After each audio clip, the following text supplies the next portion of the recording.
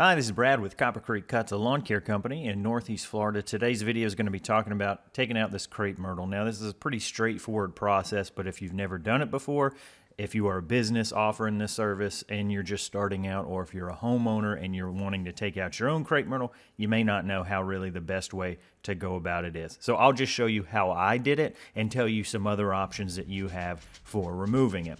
The first thing that I did is scrape back all the mulch. So first of all, this is going to save mulch that you will not need to replace later on when you're putting everything back together. But also, it's going to keep that mulch from falling down into the hole. And that's important because if you want to replant something there later, mulch isn't really, it's got no nutrients for a plant, so you don't want that mixed in with the dirt where its roots are going to be planted. So go ahead and pull that mulch back, I would say just a little bit further than you think the hole is going to be. Just scrape them to the side in piles. Later on, I'll use some trash cans to pile them up and get them out of the way for spreading them back again. But that's the easiest way to deal with that. Now, when it comes to whether or not you cut the trees, a lot of that's going to depend on your situation. So some folks, they'll just back a truck right up to crepe myrtles, tie a rope to it, and yank them. Because of where this was on the property, I didn't really have any good angle to do that. And I also didn't know what the root structure of this thing liked, and there's irrigation in the bed. So I didn't want to just go yanking on this thing and possibly damage irrigation. Sometimes the roots will, if you've got a root that's real stubborn and it runs laterally, it could tear up the turf. If it's like a 12-foot long roof, you're probably not going to run into that with a crepe myrtle this size. But I have seen that happen before where roots will rip up the turf if you just tear them. So we wanted to do a little bit more, I don't know if surgical is the right word, but that's why I'm cutting each one of these things off so we don't have any kind of crepe myrtle whips that are flying around, and then we can just worry about that stump, that root ball all by itself. But if you're in a position, hooking up a rope to a truck and just yanking it out, that's going to be the absolute simplest way. It wasn't the best application for this one, and so that's why we're doing all handwork. So now we're collecting that mulch. The reason we're doing this, again, is to get it out of the way so I don't have to work around these big piles of mulch, because I'm going to have to dig all the way around, which means I'm walking all the way around. But it also makes spreading the mulch again later much easier when you've got them in those buckets.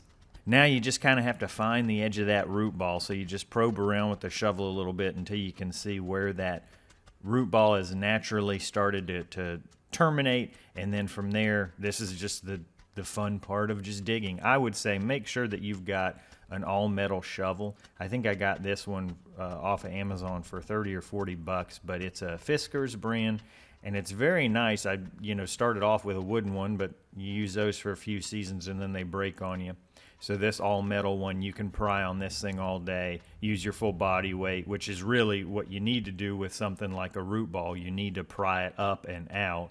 Now again, when it comes to digging this root ball out, if you have a truck and can strap something either to the root ball, or if you've left enough of the tree that you can put a strap on there, that's the simplest way to do it, and easy. It's always better if you can have a second person looking at the actual root ball, so that way they can flag you down to stop if you are ripping up some irrigation pipe or if something doesn't look right.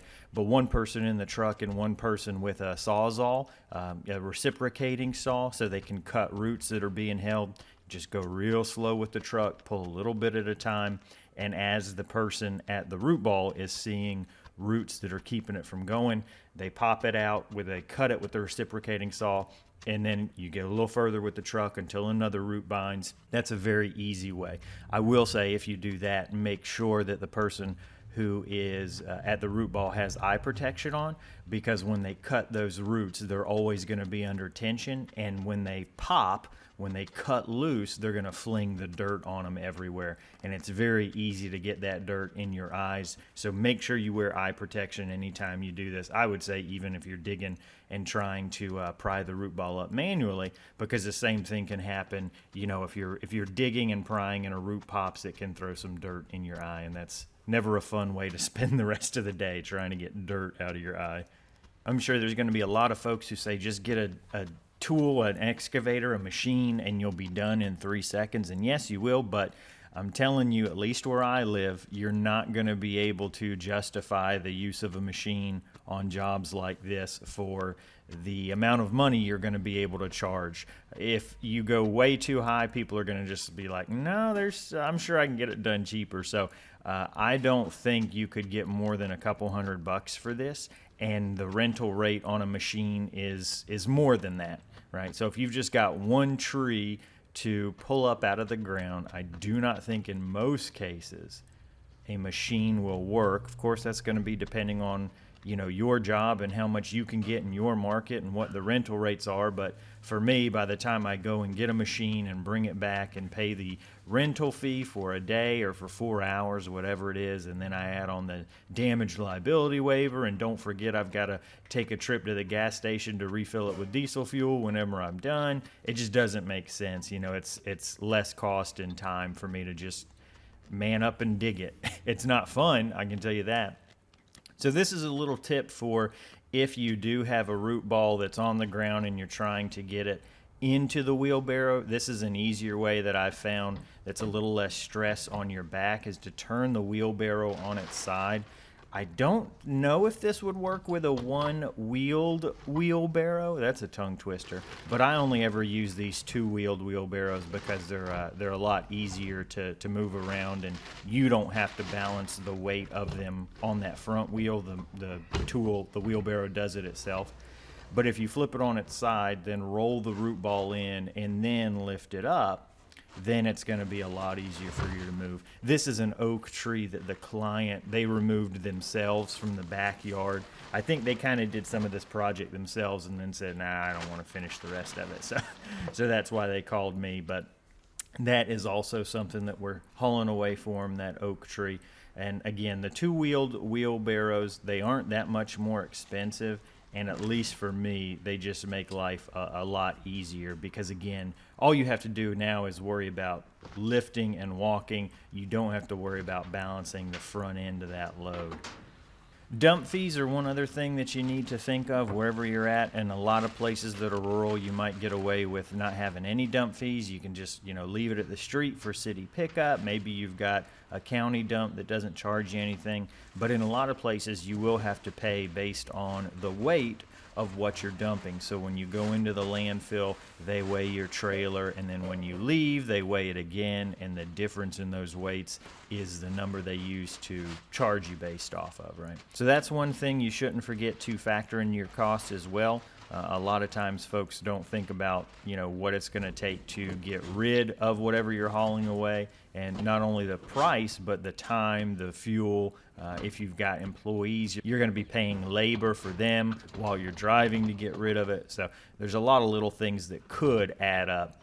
I also think I just needed a break from getting the rest of this root ball. I didn't want to kill myself, so that's why I went and said, well, let me go load this oak tree up and then I'll get back to the root ball. You can see the shape of it now. There were only a few tricky roots. If you've got a reciprocating saw with a long blade, those roots are not going to be an issue. Of course, the camera died when I finally rolled it out, so this is what's left.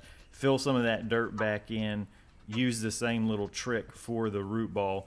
I don't know how heavy it was. I tried to get a lot of the dirt out, but it was probably between 50 and 100 pounds. It was a stout little thing for sure. Topsoil, if you are removing something and not putting anything in its place, you are going to need fill dirt because you're creating a hole.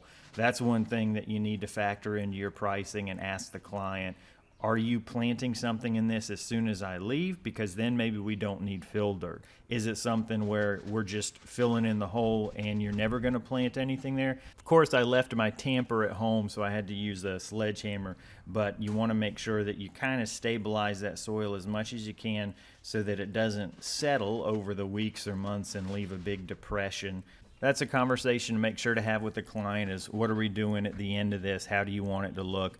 Now we can spread out that mulch that we saved. I either bought 1 or 2 bags of mulch too, just so there could be a real thin layer of super fresh mulch at the top. If you've got any questions, let me know, but I hope that video helped. If you are planning on offering tree removal services, remember, start small. If you're using hand tools, go slow, wear PPE, don't kill yourself, take breaks, drink water, all that good stuff. And you probably will make pricing mistakes right at the beginning. That's okay. Until you get better at it, you aren't gonna know what kind of costs or time it's going to take. And yes, you might underbid, but that's the only way to get better at something, is to try.